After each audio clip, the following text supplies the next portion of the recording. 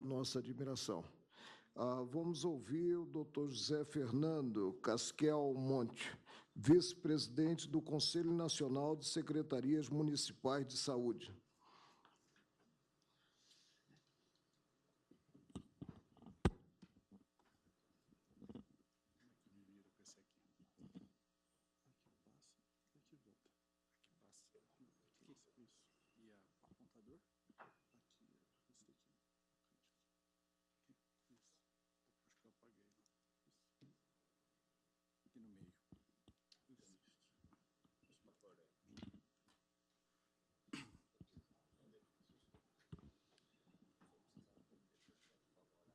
Caro ministro Marco Aurélio Mello, em nome de quem eu cumprimento esta corte, bem como a mesa, com a representação aqui da Procuradoria-Geral, meus caros companheiros que estão na mesa, em especial o prefeito Fortunati, meus caros presentes. Queria primeiro desejar boa tarde a todos, saudá-los. Quisera eu, caro ministro, ter capacidade de discutir as questões relacionadas ao direito aqui, não é?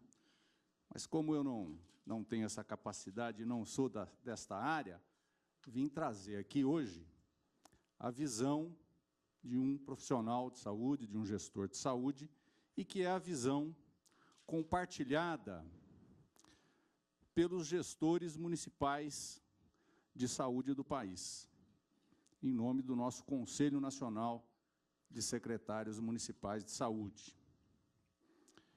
Queria dizer que este processo, que envolve os mais médicos, ele já vinha, várias discussões haviam dentro do Ministério da Saúde a respeito dele, muita coisa vinha sendo analisada e diagnosticada nesse sentido, mas eu queria relembrar aqui algo que talvez o prefeito Fortunati já tenha falado, que foi um evento de recepção aos prefeitos brasileiros, no início dessa gestão, quando foi lançado aquele bordão, cadê o médico?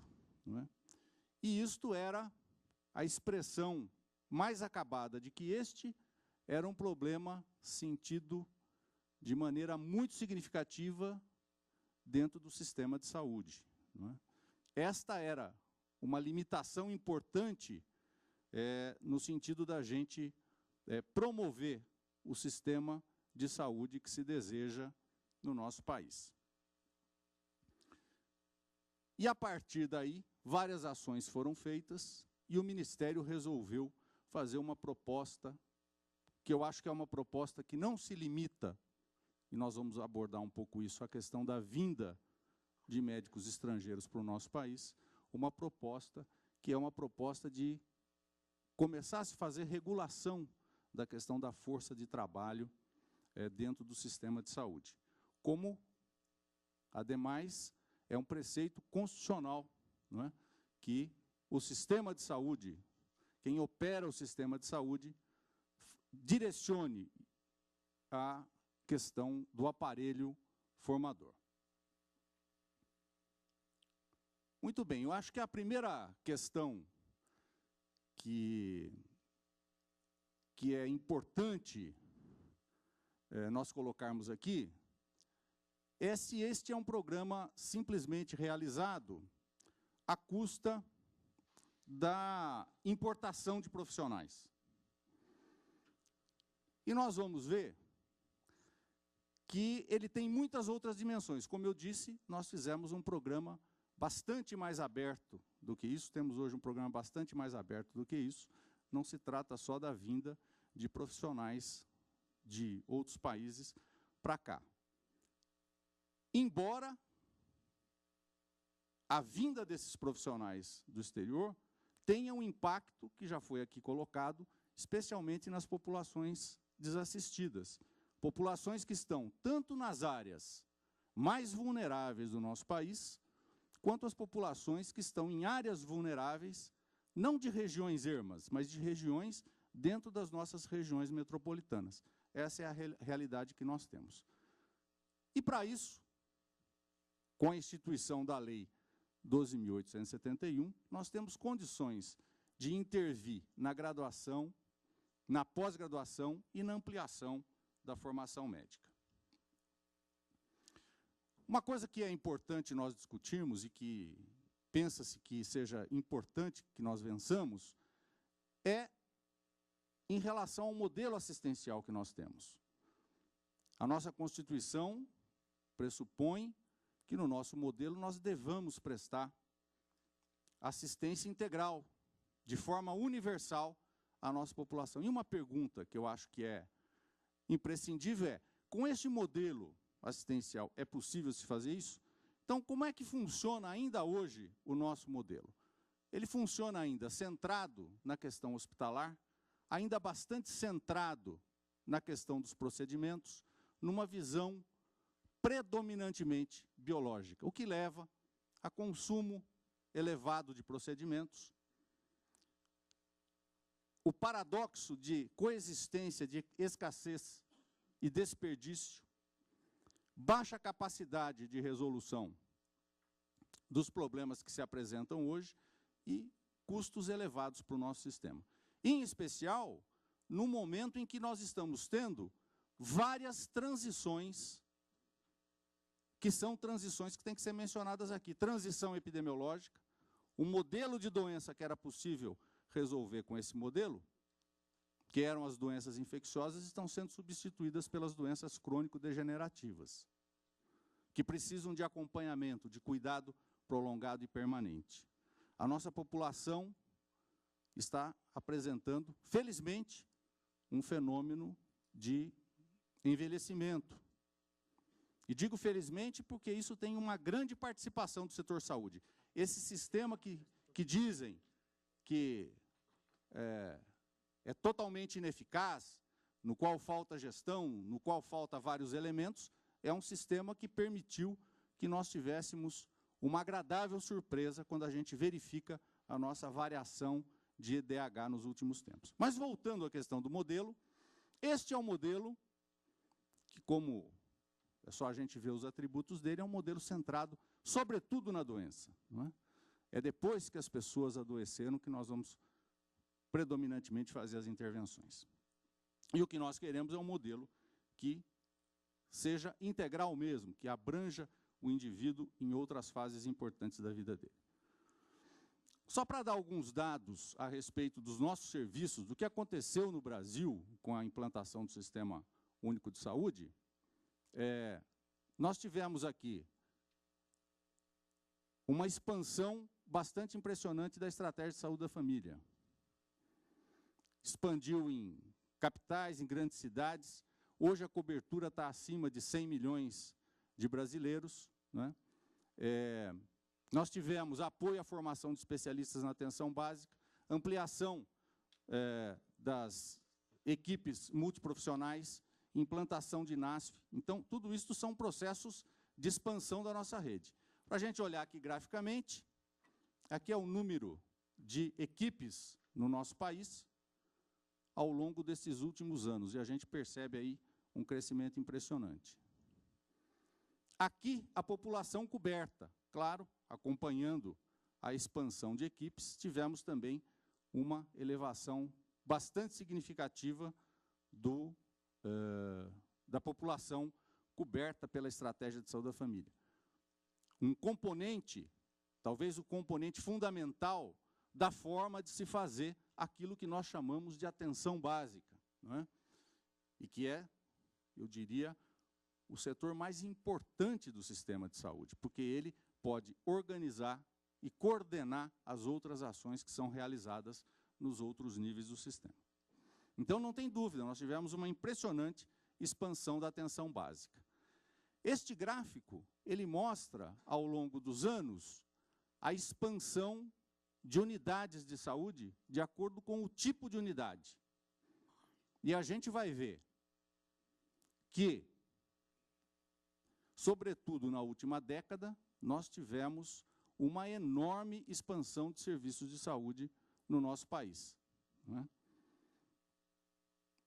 Então, isso quer dizer o seguinte, do ponto de vista do aparelhamento, de se colocar aparelhos, de se colocar estabelecimentos de saúde a serviço da população no nosso país, tem se trabalhado de uma maneira bastante positiva e esse aparelhamento tem crescido sobremaneira. Aqui nós temos um gráfico que faz a comparação da força de trabalho em relação à ampliação desses serviços de saúde. E o que a gente pode ver é que os equipamentos de saúde cresceram, este é um crescimento nos últimos 5 anos, os equipamentos de saúde cresceram 72%. Os estabelecimentos médicos, 44%, os leitos hospitalares, 17%, e a quantidade de profissionais médicos, 13%. Então, ela não acompanhou, evidentemente, o crescimento deste aparelho de saúde que eu já mencionei. Então, a questão, nós precisamos de mais médicos no país ou não? Porque esta foi uma questão que foi debatida, talvez hoje já esteja de alguma maneira superada, mas foi grandemente debatida num certo momento do programa, não é? Nós temos hoje 1,8 médicos por 1.000 habitantes. Nós temos que reconhecer que no nosso país nós vivemos durante muito tempo, não é? Eu participei desse processo, com um conceito de que o número adequado de médicos era um médico para cada 1.000 habitantes. No entanto, a utilização do trabalho médico foi crescendo ao longo desse tempo, se modificando, e a gente continuou nesse conceito. Então, hoje nós temos 1,8 médicos para cada 1.000 habitantes, e aqui estão vários dos países com este coeficiente de profissionais por 1.000 habitantes. Argentina, 3,2, Uruguai, 3,7, para falar de países aqui da América Latina, Portugal, 3,9, Espanha, 4, enfim, países quase todos acima de 3, não é? Então, bastante distantes da nossa realidade. Então, esse é um dado geral. Há um dado do CAGED, do ponto de vista de criação de postos de trabalho médicos, que mostram o seguinte.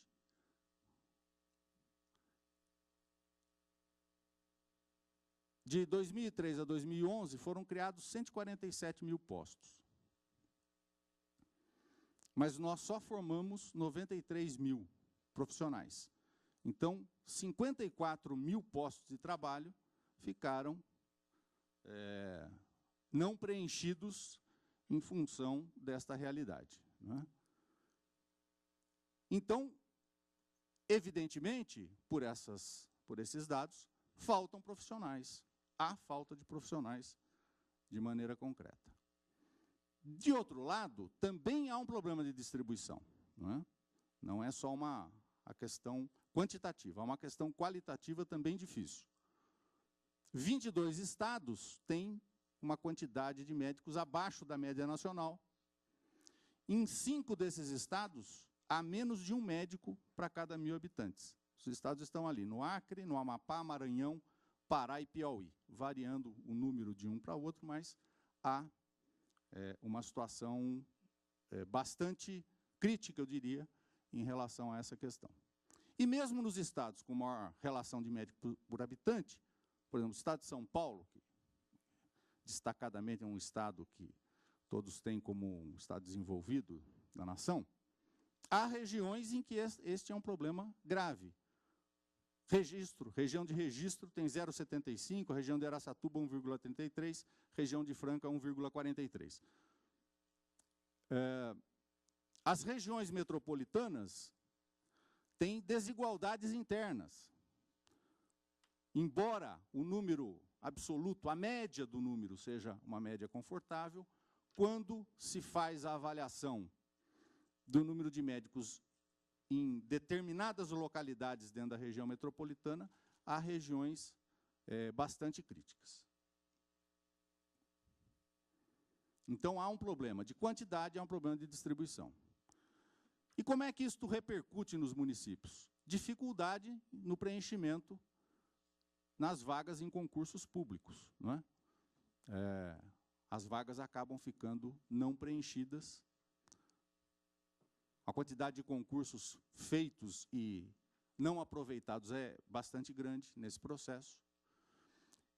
E a própria lei de responsabilidade fiscal, que é um mandamento no nosso país, faz com que várias das intervenções que pudesse se cogitar a nível do município não sejam possíveis, já que há tanto o limite de gasto no pagamento dos profissionais médicos, como há o limite de se respeitar o salário do prefeito municipal e não se pode fazer remunerações acima disso, o que também limita a intervenção, especialmente nos pequenos municípios.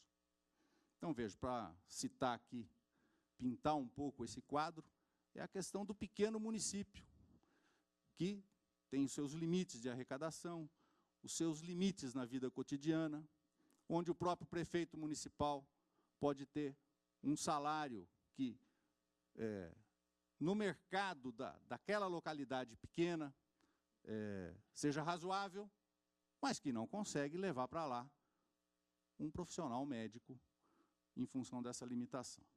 Então, esta é a repercussão concreta que os municípios acabam tendo. Isso aqui é um quadro importante para nós focalizarmos a propriedade que o nível municipal pode ter para falar sobre essa questão, que é a divisão proporcional. Evidentemente, a quantidade de profissionais cresceu. Aí parece que ela é estática, mas ela cresceu. Mas, do ponto de vista proporcional, a evolução das contratações da força de trabalho no setor saúde, como já colocou aqui o prefeito Fortunati, foram, sobretudo, realizadas no município nos últimos anos. Então, aquele contingente azul foi a evolução da força de trabalho contratada pelos municípios. O vermelho, que se retrai, a força de trabalho contratada pelo ente federado estadual. E em verde, a força de trabalho contratada pelo ente federal. Então, esta foi a evolução. Marcadamente, os municípios brasileiros são os grandes agentes contratadores da força de trabalho nos municípios. Do ponto de vista da formação, eu já abordei um pouco isso aqui, depois de 25 anos da criação do SUS, que pretende constitucionalmente ser um modelo universal e que ofereça assistência integral, é a primeira vez que nós nos defrontamos, nós enfrentamos esta questão, que é a questão de formação e de gestão da nossa força de trabalho. Queria colocar aqui, ministro, que o setor saúde é um setor profissional dependente. Ele precisa de pessoas.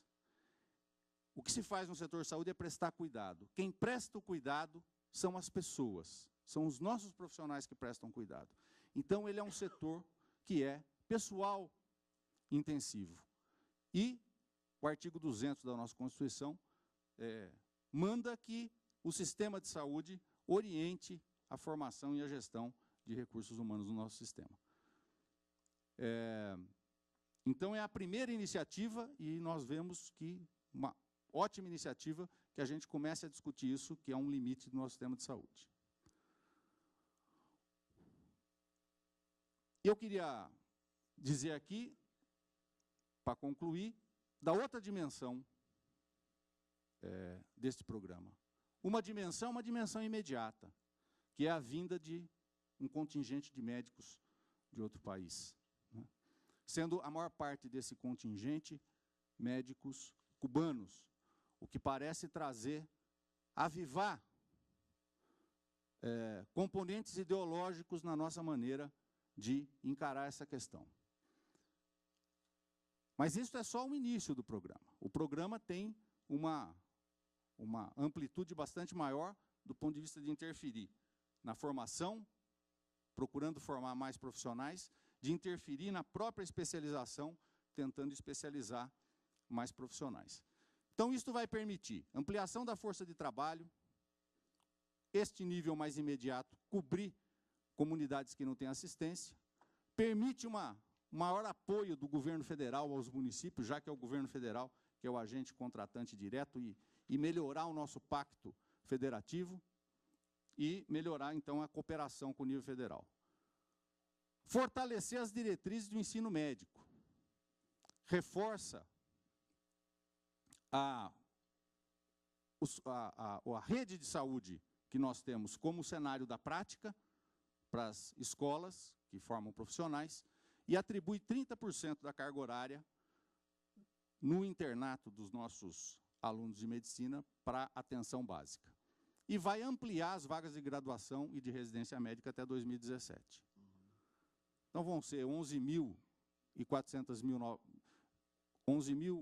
novas vagas de graduação, 12 mil novas vagas de residência médica, porque também é preciso formar especialista, e universalização, isso é importante, universalização do acesso dos formandos em medicina à residência médica. Então, é isso que eu tinha a dizer.